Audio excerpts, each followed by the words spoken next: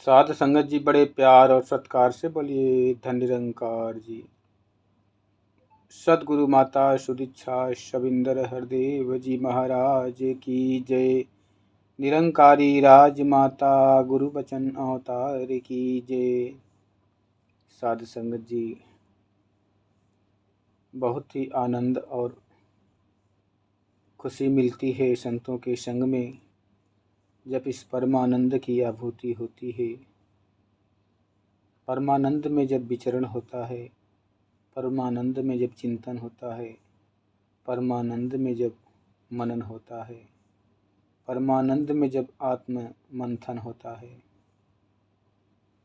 साध संगत जी, हर इंसान के पास परमात्मा ने वो आईना दिया है, मन रूपी आईना, जिसको हमें यूज करना आ गया।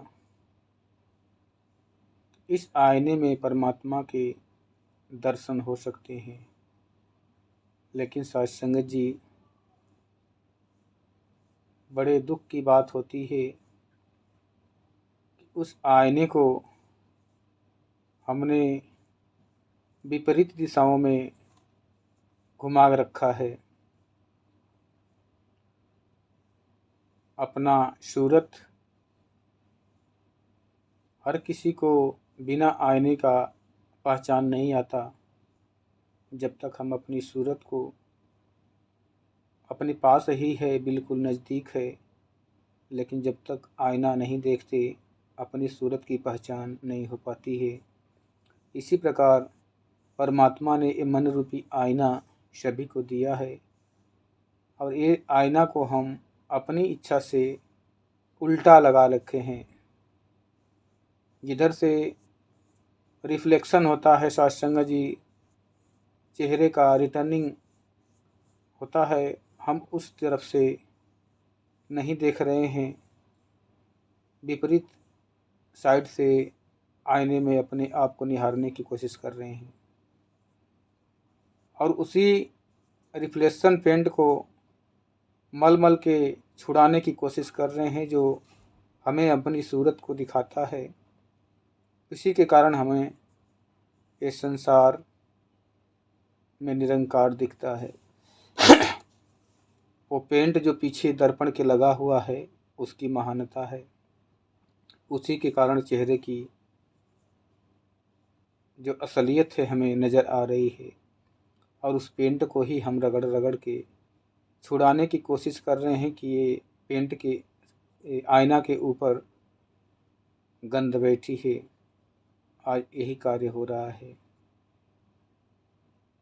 लेकिन जब सतगुरु जीवन में आता है सत्संग जी, वो दिशा बदल देता है। केवल आईना नहीं बदलता, वो ये बता देता है कि जिस आईने को तुमने पीछे से देख रखा है, उस आईने को केवल घुमा दो अपनी साइड में,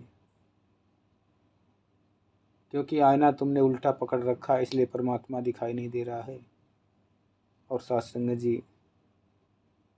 केवल वो आईना घुमाता है सदगुरु, और परमात्मा नज़र आने लगता है। ये उदाहरण है सत्संग जी। इसके लिए उदाहरण एक महात्मा और देते हैं, संत महापुरुष की। कोई इंसान पानी के अंदर, भीड़ लगी है नहाने की, कोई मंगल दिन है, शुभ दिन है, जिस दिन गंगा स्नान लगा हुआ है, काफ़ी भीड़ वहाँ पे इकट्ठी है, गंगा माँ का स्नान कर रही है, आरती पूजन कर रही है। उसी भीड़ के अंदर एक इंसान है जो पेड़ पर डालियों पर बार बार चढ़ता है और ऊंची से जगह से छलांग लगाता है पानी में बार बार। सत्संग जी, उसे एक स्वर्ण का माला दिखाई देता है सोने का पानी के अंदर। वो माला को पाने के लिए सत्संग जी वो बार बार निशाना लगा के छलांग लगाता है पकड़ने के लिए पानी के अंदर, लेकिन बहुत कोशिश करने के बाद भी वो माला उसको हाथों में नहीं आती। सत्संग जी, लालच उसको बहुत काफ़ी है कि सोना है, कीमती है, वो जा भी नहीं सकता छोड़ के। और पा भी नहीं रहा था। परिश्रम पे परिश्रम किए जा रहा है, कोशिश किए जा रहा है। कुछ देर रुकता है, पानी का हलचल जब शांत होता है तो फिर वहीं के वहीं दिखाई दे रहा है। बड़े गंभीर है, आश्चर्यचकित है कि दिखाई तो वहीं दे रहा है पर हमें हाथों में पकड़ में क्यों नहीं आता। कुछ देर के बाद साध संगत जी फिर वो छलांग लगाता है, डुबकी लगाता है पानी के अंदर और सोने का हार हाथों में नहीं आता। ये उसका क्रिया जो है, कोई संत महात्मा देख रहे थे कि बहुत परेशान दिख रहा है, बार बार एक ही जगह से छलांग लगा रहा है। सुबह से शाम हो गई, सभी लोग नहा नहा के चले गए, ये आदमी बार बार छलांग लगा रहा है। तो जाते हैं उससे पूछते हैं, भाई सभी लोग तो शाम हो गई चले गए हैं, तुम पानी के अंदर बार बार छलांग लगाते हो, क्या मकसद है तुम्हारा। वो बड़े आश्चर्य से कहता है कि भाई साहब, मुझे समझ में नहीं आ रहा है कि ये जो पानी के अंदर हार दिख रहा है सोने का, मैं सुबह से इसको पकड़ने की कोशिश कर रहा हूँ, दिख तो वही पानी में रहा है, लेकिन जब डुबकी लगाता हूँ पकड़ने के लिए तो मेरे हाथ में नहीं आता है, और बाहर से आके देखता हूँ तो वहीं के वहीं पड़ा है। मैं बहुत कोशिश कर लिया पर हाथ में नहीं आता है। साध संगत जी, संत महात्मा ज्ञानी होते हैं। उन्होंने नज़र दौड़ाया उस वृक्ष पर, जिस वृक्ष से वो छलांग लगा रहा था। उस वृक्ष के ऊपर एक डाली में वो सोने का हार फंसा हुआ है, उसका प्रतिबिंब उस पानी के अंदर उतरता है। साध संगत जी, उस प्रतिबिंब को ही वो पकड़ रहा है, इसलिए हाथ में नहीं आ रहा था।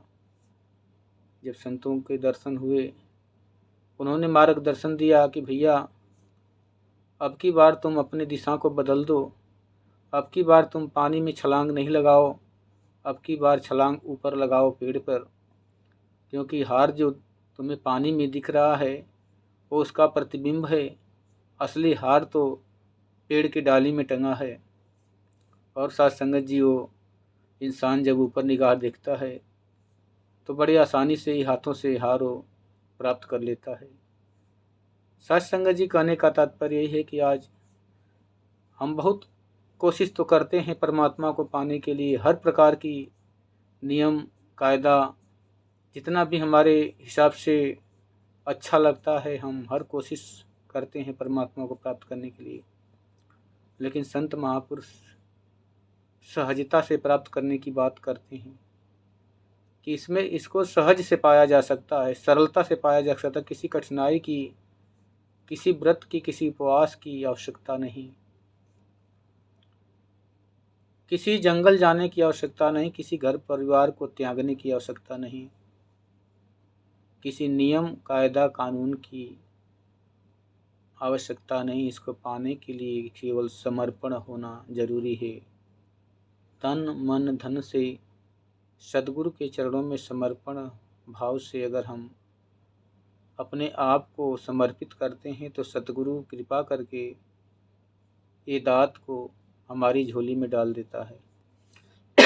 इतना ही क्रिया है, इतना ही कर्म है, लेकिन प्रोसेसेस हम बहुत सारे करते हैं जिसमें ये अनमोल जीवन बेकार के चला जाता है सत्संग जी। और जिस मकसद से आए थे वो मकसद पूर्ण भी नहीं कर पाए, उल्टे कुछ और इस मकसद को अपने साथ में लेके गए कि एक आत्मा को और भी फंसा दिए कि ये आत्मा इस लोक में जाएगी तो इससे भोजन पानी की व्यवस्था भी मरने के बाद भी करना पड़ेगा, जो लोग कुटुंब में होंगे, परिवार में होंगे। शायद संगत जी, क्या है सत्य ये जान नहीं पाते और इसके आधार पर अपने आप को निछावर किए जा रहे हैं। साथ संगत जी, सतगुरु के वचनों को अगर मान लेते हैं तो सारी कठिनाइयों से बच सकते हैं। सतगुरु बता रहे हैं कि हरि व्यापक सर्वत्र समाना, प्रेम से प्रकट हो ही मैं जाना। कि परमात्मा हर जगह मौजूद है, इसे कहीं खोजने की आवश्यकता नहीं है। अगर खोजना है तो स्वयं की खोज करना है कि मैं कहाँ और किस जगह खोज रहा हूँ, कहाँ ढूंढ रहा हूँ। मुझको कहाँ तू ढूंढे बंदे, मैं तो तेरे पास में। सत्संग जी, ये परमात्मा सभी के पास है। कहते हैं कि सबकी गठरी लाल है, सबके पल्ले लाल। गांठ खोल देखत नहीं, यही विधि रहत कंगाल। ये दात सभी के अंदर परमात्मा ने दिया है, पर अपनी गठरी को, अपने ज्ञान की गठरी को खोल के हम देखते नहीं, इसलिए कंगाल हैं, इससे हीन हैं, इसके दर्शन से दूर हैं। और यही गठरी का, अज्ञान की गठरी जो हमारे मन के अंदर गांठ समाई है, इसी गांठ को सतगुरु खोल देता है और यहीं से दिखा देता है कि देख तेरा परमात्मा जो तेरे अंदर भी है, तेरे बाहर भी है, तेरे ऊपर भी है, तेरे नीचे भी है, तेरे दाएं भी है, तेरे बाएं भी है, फिर जल में भी है, थल में भी है, वायु में भी है, आकाश में भी है, तारागण में भी है, सूरज में भी है, चंदा में भी है, फूलों में भी है, पंछियों में भी है, जड़ में है, चेतन में है, जगजीव जतन सब में ये समाया हुआ है। कि सिया राम मैं सब जग जानी, करूं प्रणाम जोर जुग पानी। ये हर जगह समाया है, इसको कहीं खोजने की आवश्यकता नहीं। अगर खोजना ही है तो स्वयं की खोज करना है कि मैं किस मार्ग पर फंसा पड़ा हूँ, किस मार्ग पर अटका पड़ा हूँ। सत्संग जी, इसको आसानी से पाया जा सकता है सतगुरु की कृपा से, सतगुरु के चरणों से। कहते हैं कि जो इसको जाने हैं बंदे, बात को उसकी मान जरा। कि हे अवतार कड़कड़वासी, रमे राम को जान जरा। कि जो जानते हैं, इसको देखते हैं, उनकी बातों पर थोड़ा सा यकीन करके अपने आप को समर्पण करके देख लिया जाए कि सत्य में देखा जा सकता है कि नहीं। बात इतनी सी है, कोई धन दौलत लुटाने की आवश्यकता नहीं, कोई तन को दुखी करने की आवश्यकता नहीं, कोई मन को बाधित करने की आवश्यकता नहीं। ये सरलता से पाया जा सकता है। जब तप से न जाना जाए, कर्म धर्म से कोसों दूर। के हे अवतार मिले जो सतगुर, तो ईश्वर का दिखे नूर। सत्संग जी, बड़े प्यार से कहिए, धन्य निरंकार।